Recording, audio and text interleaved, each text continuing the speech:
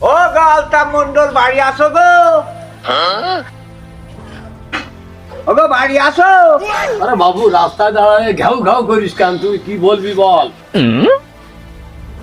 আমি করতে চাচ্ছি যে তুমি এই এই টিন কি করবা গো?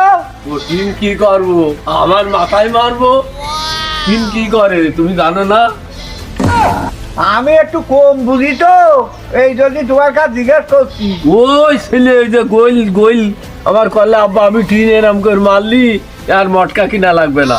এখন আমার গায়ে বিয়ে হয়েছে, বাসুর শুধু বাঁচে না, দর দর করে পানি পড়। তাই আবার ফের ওই টিন কিনতে এলো। ও তাই কি? তাই কি দেখি রে, তোর বাপ যে আমার মামাকে এবার বুঝে মুন্ডি, এই জন্যই তো তুই এত দূর বুদ্ধিমান লোক তুই।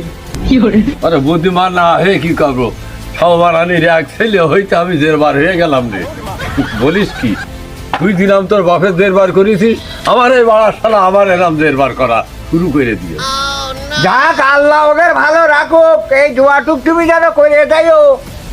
ওরে দুয়া তো তুই করতি বলিস, যে বালের গুদামই আইনেছে ওই মই কথাবার্তারা শুনলি তো পা দিয়ে আমার এই দোয়া করতেছে করে গুদামই ব্যবহার দেখলি।